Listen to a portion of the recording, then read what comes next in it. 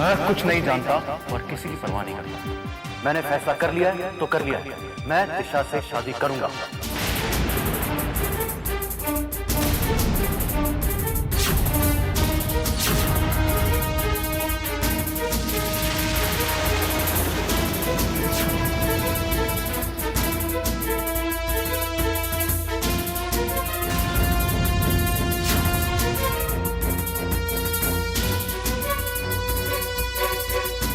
क्या बात है मेघा?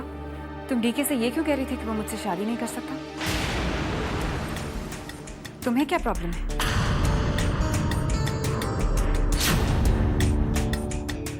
वो नहीं, कुछ नहीं दिशा। वो हम लोगों ने फैसला किया था कि जब तक मैं पूरी तरह ठीक नहीं हो जाता मैं कोई अपनी जिंदगी में अहम फैसला नहीं लूंगा। और इसी बात का मैंने महका से वादा किया था और अब इसे लगता है कि मैं वादा तोड़ रहा हूँ। डीके ने तुमसे वादा किया था? हाँ दिशा, इन्होंने मुझसे वादा किया था कि जब तक ये पूरी तरह से ठीक नहीं हो जाते ये किसी तरह का कमिटमेंट नहीं करेंगे, और अब ये वो वादा तोड़ रहे हैं। देखो दिशा, तुम दोनों की शादी तो तय है, आज नहीं तो कुछ दिनों के बाद शादी तो होनी है, और उसके लिए एडवांस में कॉन्ग्रेचुलेशंस।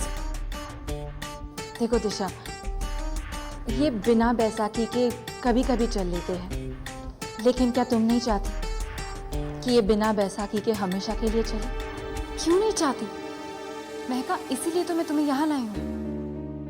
मैं इतनी स्वार्थी नहीं हूँ कि अपने स्वार्थ के आगे कुछ देख ही ना पाऊँ। डीके, अगर तुमने महका से वादा किया था तो ये वादा निभाने में मैं तुम्हारी मदद करूंगी। नहीं नहीं दिशा, तुम्हारी खुशियां मेरे पत्नी के रूप में मेरे लिए ज्यादा जरूरी है, इसलिए हम पहले शादी करेंगे, उसके बाद ही महका मेरा इलाज करेगी।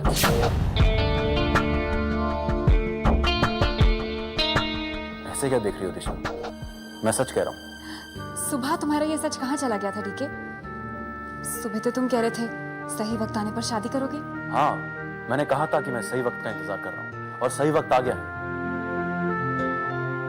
यही तो मैं महका को समझाने की कोशिश कर रहा हूँ और ये समझ नहीं रही। महका जरूर समझ जाएगी डीके। महका एक शादीशुदा औरत है और एक शादीशुदा औरत ये अच्छी तरह जानती है कि एक औरत के लिए शादी की क्या अहमियत है ना महका? थैंक्स डीके, मेरी खुशियों का इतना ख्याल रखने के लिए। महका, मैं तुम्हें और आरोह को इस खतरनाक खेल का हिस्सा नहीं बनने दूंगा। बप्पा, ये लम्हा यहीं रुक जाए। ऐसा कभी ना हो कि डीके को लेकर मेरे मन में कोई गलतफहमी हो।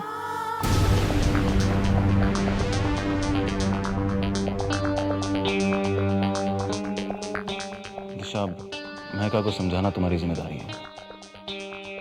प्लीज महका, समझने की कोशिश करना।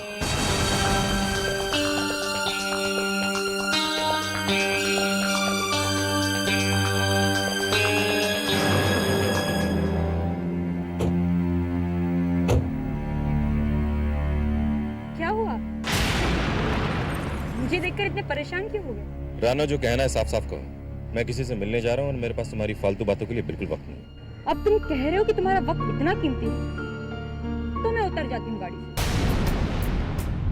Sad, really sad. वेदा, अगर तुम दिशा से मिलने जा रहे हो तो मुझे भी साथ ले लो। मुझे दिशा से बहुत जरूरी बात करनी है। मुझे उसे बताना है कि जिसे वो डीके समझ रही है वो डीके नहीं है, बल्कि डीके के भेस से कोई बहरूपिया।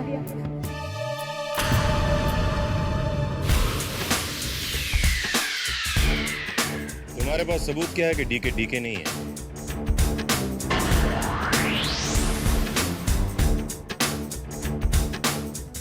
तुम तो वकीलों की बोली बोलने लगे। खैर कोई बात नहीं। उस दिन रेस्टोरेंट में तुम, तुम्हारी माँ और वो नकली डीके जो बातें कर रहे थे, वो सारी बातें मैंने सुन ली। क्या कह रहे थे तुम? कि कोई नकली पेपर्स तैयार हो गए हैं, और उस नकली डीके का नाम क्या बताया था? सत्यम? समीर।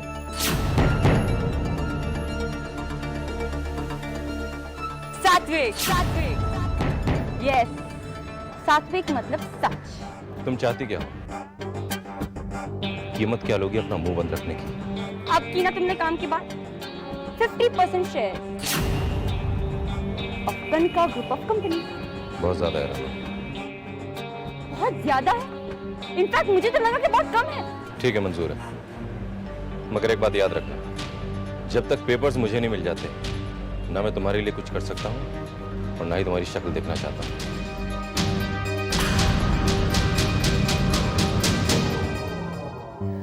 महका, तुम नहीं जानती शादी मेरे लिए क्या इंपॉर्टेंस रखती है। वैसे तो हमारी यानी मेरी और डीके की पहले भी शादी हो चुकी है, लेकिन वो एक कॉन्ट्रैक्ट मैरिज थी, एक अधूरी शादी। अधूरी शादी मतलब? वो बहुत लंबी कहानी है, मैं तुम्हें बाद में बताऊंगी। फिलहाल मैं तुमसे ये रिक्वेस्ट करना चाहती हूँ कि तुम डीके को अपनी कसम तोड़ने की इजाजत दे दो, प्लीज, मेरे खातिर। दिशा, मैं समझ सकती हूँ एक पति की क्या अहमियत होती है पत्नी की जिंदगी में। थैंक्स महका, मैं जानती थी तुम जितनी अच्छी डॉक्टर हो ना, उससे भी ज्यादा अच्छी इंसान हो। वैसे एक बात बताओ महका, तुम्हारे पति तुम्हारे बिना अपने आप को और अपने घर को संभाल पाएंगे? दिशा, संसार का कोई भी पति आज तक अपने पत्नी के बिना अपने घर को या अपने आप को संभाल पाया है? ये काम तो सिर्फ एक औरत ही कर सकती है। उनके बिना घर बहुत सूना सूना लगता है, इसलिए तो मैंने तुम्हारा ऑफर ले लिया। इस बहाने मेरा वक्त भी गुजर जाएगा, वरना मैं और आरो घर पर बहुत बोर हो जाते हैं। और वैसे भी एक पत्नी से पहले मैं एक डॉक्टर हूँ, और इसी बहाने सात्विक का इलाज जल्द से जल्द शुरू हो जाएगा। सात्विक? सात्विक? ये सात्विक कौन है? वो क्या है ना दिशा, हम अपने पतियों की बात कर रहे थे, इसलिए सात्विक का नाम मुंह में आ गया। सात्विक मेरे पति का नाम है। ओह, पराय गणेश्वराय सर्वेश्वराय शुभदाय सुरेश्वराय विद्याधराय विकटाय च वामनाय भक्त प्रसन्न वरदाय नमो नमस्ते। मैं दिन में 2 बार बप्पा की पूजा करती हूँ, इसलिए दिन में 2 बार तुम्हें डिस्टर्ब करूंगी। तुम्हें कोई प्रॉब्लम तो नहीं है? दिशा, भगवान की पूजा कभी किसी के लिए प्रॉब्लम नहीं हो सकती।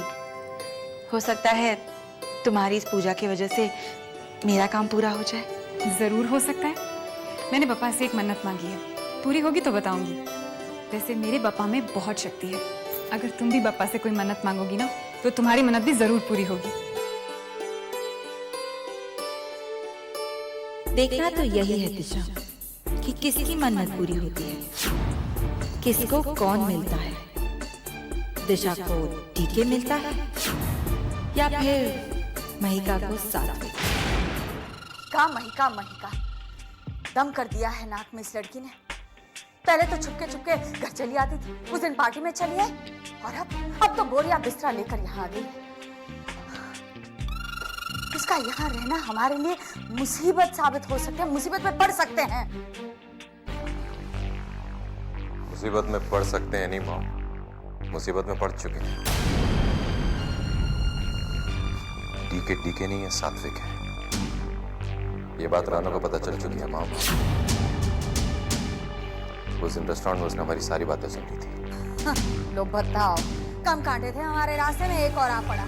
एक बार ये जायदाद हमारे नाम हो जाए ना, को हम जान से मार डालेंगे। किस की जान लेगी माँ? किसी की जान लेना इतना आसान नहीं होता। रिलैक्स, काम कर, ठंडे दिमाग से सोचिए। ठीक है, हम किसी को मारेंगे नहीं, बस यहाँ से बहुत दूर चले जाएंगे जहाँ हमारा कोई दुश्मन ना हो। मगर तब तक हमें रानो को अपने यकीन में लेना होगा माँ। अरे हमारे जवान हैंडसम चार्मिंग बेटे के लिए किसी भी लड़की का यकीन जीतना कौन सी बड़ी बात है। वैसे भी वो तुम्हें पसंद करती है, तुम्हारा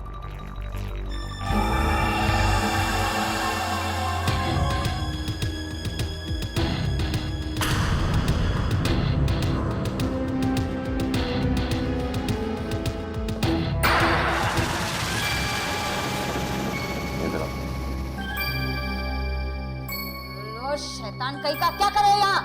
अब तो चॉकलेट शैतान का। हाँ, अब मैं आपकी शिकायत मम्मा से करूंगा। सात्विक का डर नहीं होता ना तो ये तमाचा लगा देती इसे। अरे आरो तो अच्छा बेटा है ना बेटा, मगर आपको किसी ने सिखाया नहीं कि बड़ों की बातें इस तरह चिप चिप के नहीं सुनते? पर मैं तो खेल रहा था। मैं आपकी बातें मम्मा से बताऊंगा। अगर आप मुझे चॉकलेट्स देंगे तो मैं किसी को नहीं बताऊंगा।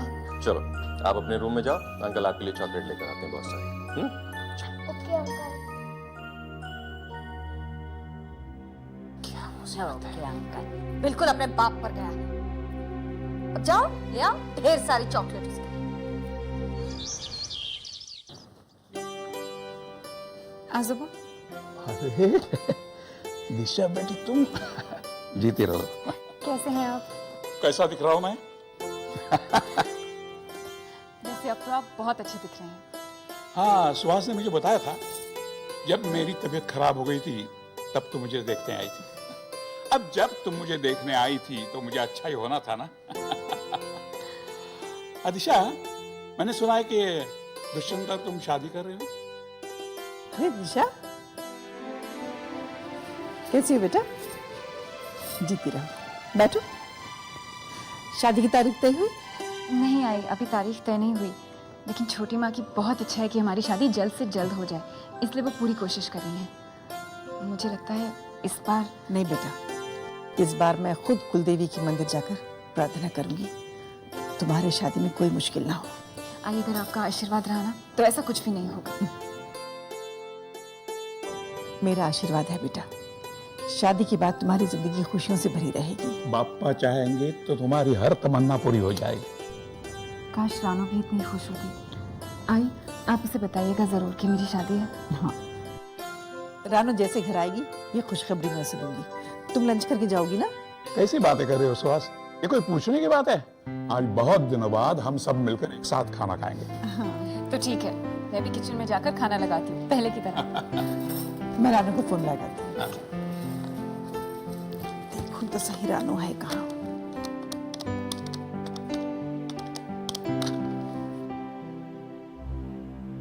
हेलो। रानो तुम कहाँ हो? लंच का वक्त हो गया, खाने पर आ रहे हो ना? हाँ मम्मा, आप खाना खा लीजिए, मुझे देर हो जाएगी। लेकिन तुम हो कहाँ?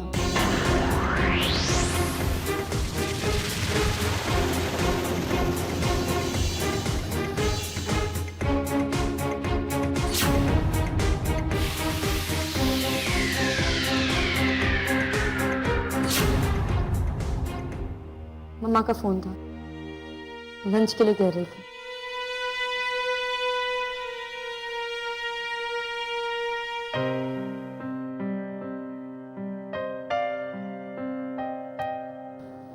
वेदांत, एक बात मेरी समझ में नहीं आ रही। कौन सी बात?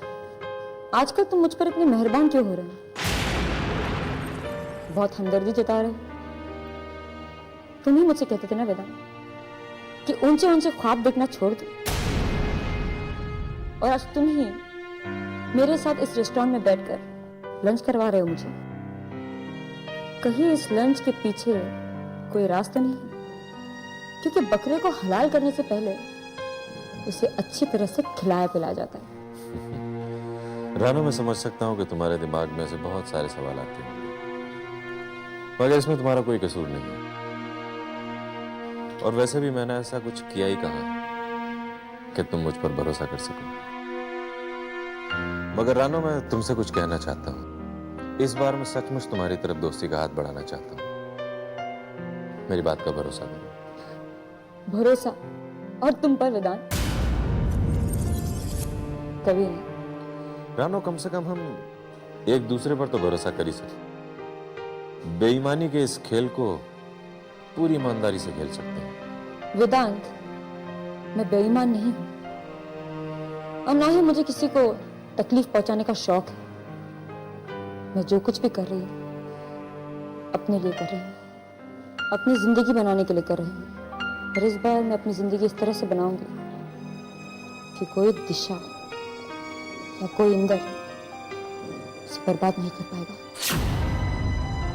बहुत जीली मैंने ये झूठी जिंदगी, अब मैं अपनी पुरानी जिंदगी जीना चाहती हूँ, लेकिन मुझे एक असलियत की तलाश है, और वो असलियत तुम मुझे बताओगे। किस असलियत की बात कर रही हो रानू? साथी की असलियत,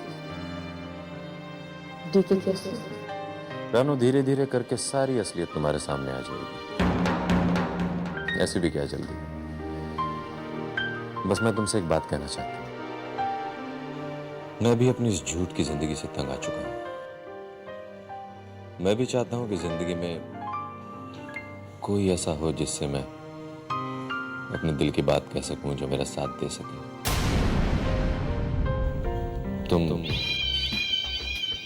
तुम समझ रही हो ना मैं क्या कह रहा हूं?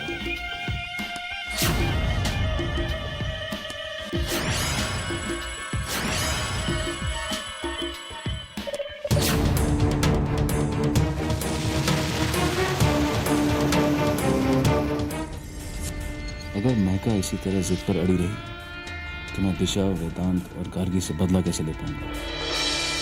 मेरी सारी मेहनत बेकार हो जाएगी। जिस मकसद को लेकर मैं आया हूँ वो अधूरा रह जाएगा।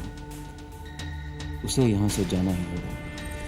मेरी इतनी कोशिशों के बावजूद महका समझने को तैयार ही नहीं है।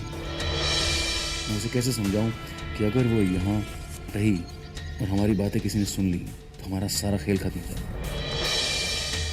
एक तरफ महका है और दूसरी तरफ दिशा।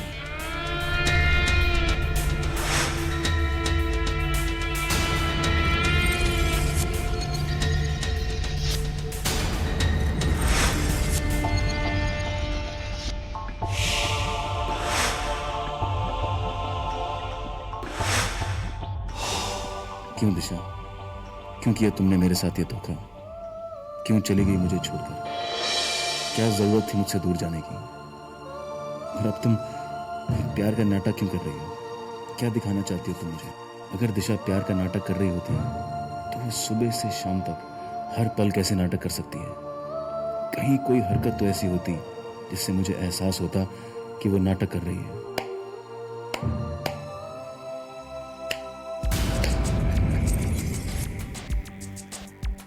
अब ये मत सोचना कि तुम्हें दिशा से प्यार हो गया। नहीं, तुम अच्छी तरह जानते हो ऐसा नहीं हो सकता। अगर ऐसा नहीं है तो फिर दिशा का नाम तुम्हारी जुबान पे बार बार क्यों आता है? महका का नाम तो नहीं आता। अगर देखा जाए तो दिशा ने तुम्हारी जान ली थी, तुम्हें गोली मारकर मरने के लिए फेंक दिया। वो महका ही थी जिसने तुम जैसे लंगड़े टीके को इस काबिल बनाया कि तुम फुटबॉल खेल सको। मत भूलो टीके कि तुम यहां दिशा को बर्बाद करने में। सात्विक का जन्म तो सिर्फ तुम्हारी मदद करने के लिए हुआ, और अब सात्विक मर चुका है और टीके जिंदा है। वो टीके इसके दिल में बदले की आग चल रही है। जिन लोगों ने टीके को बर्बाद किया था,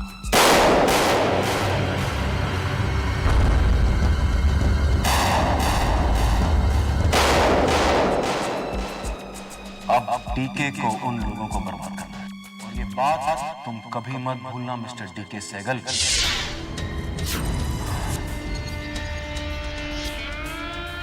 कहीं मैं भाई गलती तो नहीं कर रहा? दिशा के बारे में फैसला लेने में कुछ गलती तो नहीं कर रहा था?